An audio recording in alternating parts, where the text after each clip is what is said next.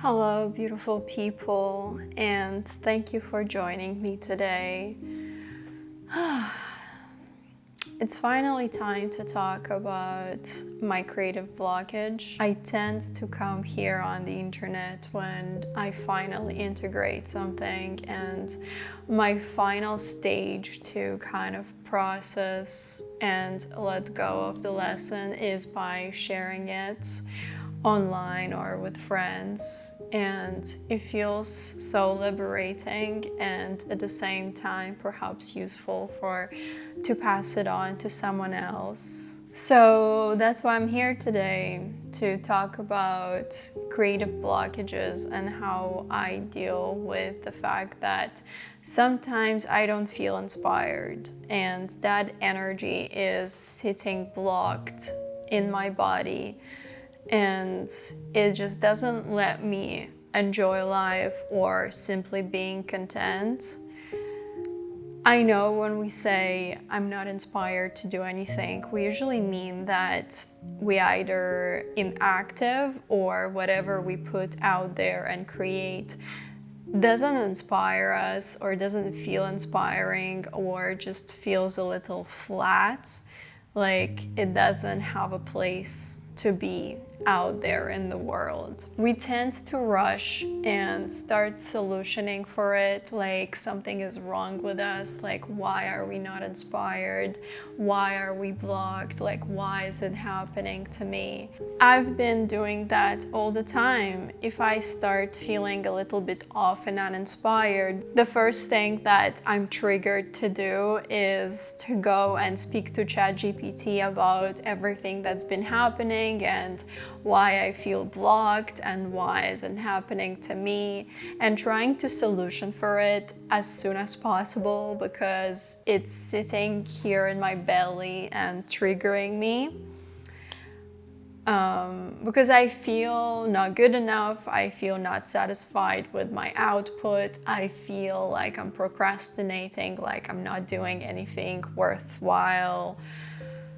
And it's frustrating. It's brewing in my belly all day long, and I'm being so judgmental towards myself. And the activities that I do on a daily is literally I procrastinate half of the day and then I feel bad about myself. So there are a lot of symptoms that come out of the fact that I'm not inspired or feeling blocked. And recently I started studying Kabbalah, which in Hebrew we say Kabbalah, which means to receive. So based on Kabbalah, everything that happens to us happens for our greatest good. So in this case is my blocked energy and the frustration that comes with it. This happens not to us, but for us, to be able to receive the opportunity and to go through something that called a tikkun, which is a soul correction. And this concept is really interesting to me because I was asking why me, as if I am a victim. But then now I started shifting my thinking to, wow, that's an opportunity. And if this triggers me, good, what a gift. I've been using this thinking for, I think, a couple of months now. I've been going through a lot of different life shifts, and in order to stay sane, this kind of thinking been really helpful to me, and I feel like I am much more calmer because whatever is happening not to me but for me. And I've been receiving every single thing that's been happening with me as a gift. And that's the big shift that I think happened to me lately, that I am grateful to receive this tikkun, this soul correction. Tikkun in Hebrew means fix. So what I've been doing is literally when I would feel triggered by the fact that I'm not producing my best work, or being agitated because I'm literally not inspired and I'm laying in bed and it's like, this doesn't feel like me. So what I started doing is, when I feel the frustration, when I feel something is brewing in there, like triggering me, I have literally those triggering thoughts that, I'm not good enough, I'm not doing this, I'm not doing that, I am so blocked, poor me, this victim mentality. I would literally take myself, sit myself on the couch, on my bed, close my eyes, and not try to rationalize the frustration, but simply notice the frustration, feel it in my body, see how it feels. And instead of being judgmental, so falling into those low vibrations that I used to fall to when I would feel that way, I would sit with myself and say, thank you, God, thank you, what a gift. Thank you, what a gift. Because from this state, I know that the Creator wants me to shift back to the path of light. And from that energy that I accept and I receive this lesson, whatever is triggering me is good, is for me, and is gonna get me even further. So instead of resisting it and pushing and pushing and pushing, I just acknowledge it and I would say, thank you, what a gift. So this is my starting point now when I get to something challenging, when I notice something is going on with me, or even whatever happens externally. But usually I deal with everything internally.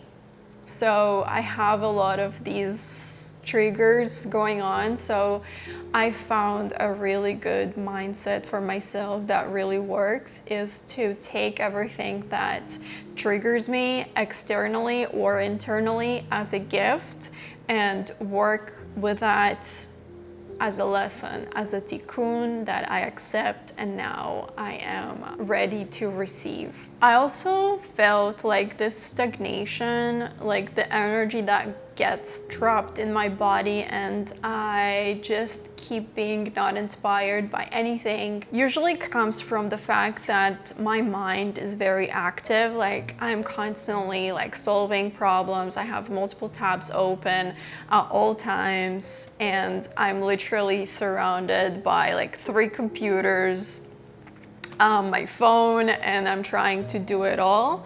So obviously nothing great is coming to that kind of restless brain. And obviously when I'm in my masculine too much, like I'm trying to solve problems for work, I'm trying to schedule content, I'm trying to like plan my trips, it's a lot of masculine energy goes through me. And inspiration and creativity, I feel like this is where my feminine side shine, and I need to shift. So for me, the reset of energy, like closing everything, cleaning my apartment, closing my digital station, and just sitting with myself in stillness to reset that energy really helps. Because otherwise, if I'm gonna push myself and say, okay, you have 3 hours to find inspiration and like go on Pinterest or whatever, wherever you find inspiration, that's the 3 hours I'm gonna give you, I'm gonna schedule it. It just doesn't work like this, because I constantly feel under pressure that I need to be productive in those 3 hours and actually like produce some sort of idea. And the nature of my work, I constantly need to produce stuff. I'm a designer, I create all day long, I'm a content creator, I'm a writer, I'm an author. So to me, always the output is very important, and I'm also very hard on myself. So it's like so many things are triggering me, and I realized that only stillness really helps me to get back to self, to reconnect and come back from a place of neutrality. Now I'm neutral. Now we can work. Now we're ready to receive. Also, to me, inspiration comes when I feel that I'm fully aligned with the light of the Creator, and it might sound a little woo, like that's too spiritual, whatever. But at the same time, that's just how I operate. I believe in the Creator.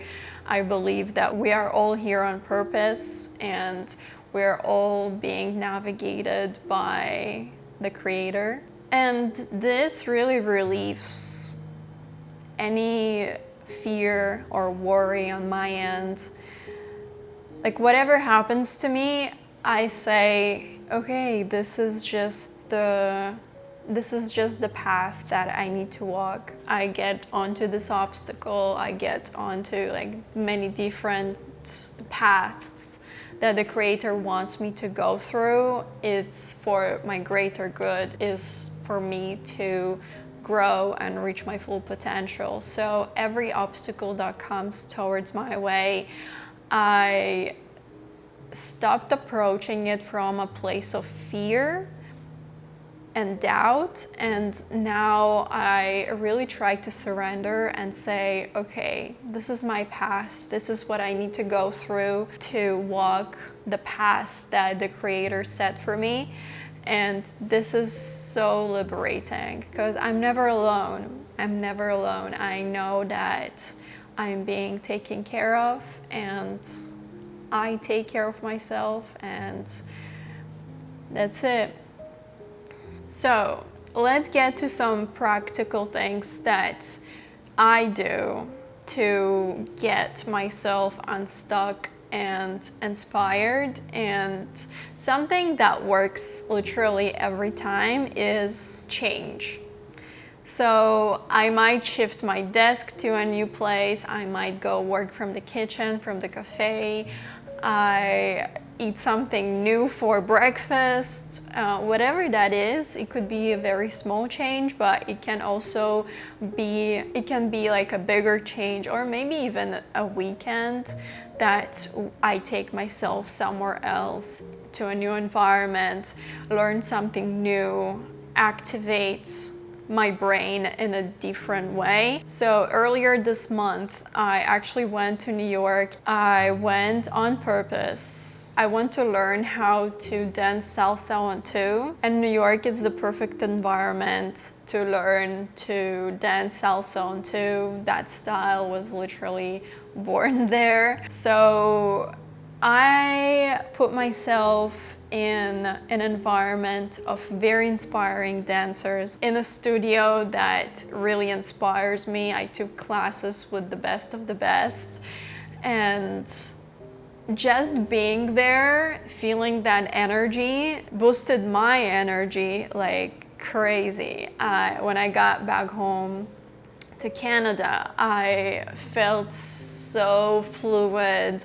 Like, my day was just flowing. I had many ideas here and there, and I started writing so much because I couldn't have all these ideas brewing in my head alone.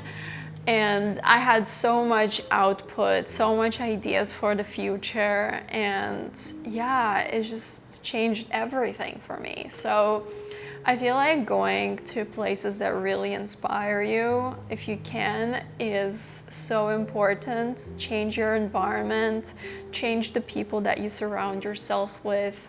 And sometimes the environment we work in is not inspiring to us, not because it's actually not inspiring or it's not a lot to derive energetically from that environment, but it's just because our ability to receive and to notice anything can be inspiring. Like, literally any chaos can be inspiring. Everything we do can be inspiring if we have the ability and the vessel to receive that inspiration and notice what we are going through and every single detail. I'm a very visual person, so to me, any visual thing that happens around me is inspiring, and sometimes I don't feel inspired. So that's when I take myself out of the environment I'm in, not because somewhere else is more inspiring. Maybe yes, for a single moment, but then when I come back to my own environment, I start noticing things that I wouldn't notice on a daily basis. Like, oh my gosh, how beautiful is my bathroom? It's like very small, but how beautiful that is. It's because I haven't had a chance to shower in my bathroom for like a couple of days, so I refocus somewhere else, and then I come back and it's like, oh my gosh, I love my room, I love my bathroom, I love my coffee machine. So I start appreciating those things, and that shift from direction actually creates that new feeling, and I feel way more inspired, even in my own old space where I lived for a year plus now. So yeah, so the change in environment, it's not just to get inspiration from somewhere else, but also when I come back to my own space, I suddenly feel more inspired just because I started noticing new things in my space.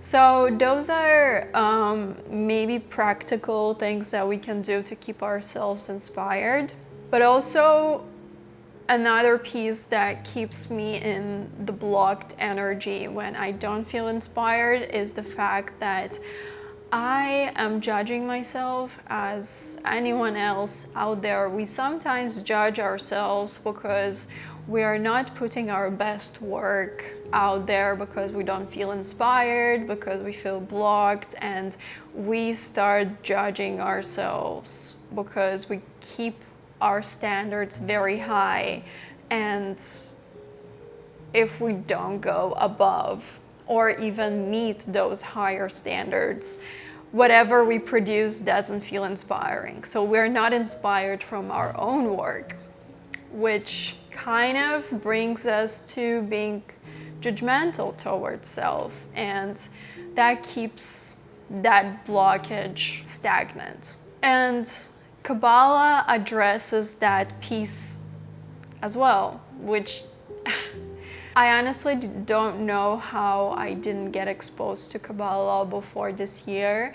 It feels like I've been kind of going around in circles and not actually accessing this wisdom in full capacity. But now that I have this tool, it just helps me tremendously to explain why things are happening the way they are and how I can better navigate situations like that when I feel judgmental towards self. And in Kabbalah, the term judgment is translated as din in Hebrew. Being judgmental towards self is not entirely bad. It's actually asking us to do some inner work, which usually gets us to grow as a person, as a professional, etc. And sometimes judgment can be on the negative side when we are being overly judgmental and critical towards ourselves. And how do we find out when judgment is good and when judgment is bad? I started asking myself the question, what am I judging in myself? And if there is something that I can actually work on and perhaps change to improve my quality of life and to grow as a person and spiritually, then I am doing that inner work and I'm embracing it and I'm acting on it. But if I'm being judgmental towards myself and too harsh and overly critical, this is when I block inspiration. This is when I don't let myself go. I just hold myself to very harsh standards that maybe impossible to achieve, maybe possible to achieve, but at this point I have to not act from a place that you're not good enough, you have to improve. So like, it's acting from a place of luck, but act from a place of abundance. I'm already that person. Yes, I'm already that person. I'm already enough. And from that place, which also in Kabbalah we call it rechamim, which means mercy in full translation, coming from a place of compassion towards self and try to understand why things the way they are, and I am the way I am, and I can do the things that I can do today. Tomorrow I can become better, but today I am whole already, I am good enough already, I can produce my best work already, and I'm already doing it. So come from a place of compassion towards self, and when I start doing it towards self, I will start doing it towards other people as well. All right, I'm gonna wrap up this conversation. I hope you took out something helpful and perhaps comforting for yourself, and I hope to discuss this topic of Kabbalah in the next episodes. It's an unusual format for me, but this time I just decided to sit down and film something chill like that in a beautiful space that I'm at, which I'm gonna tell you all about in the next episode. And yeah, I'm sending you my love, and I hope that we will achieve this place of stillness and peace, and we'll feel the compassion towards ourselves always, feel inspired as much as we can, and produce our best work always. All right. Thank you for your time, and I'll see you in the next episode.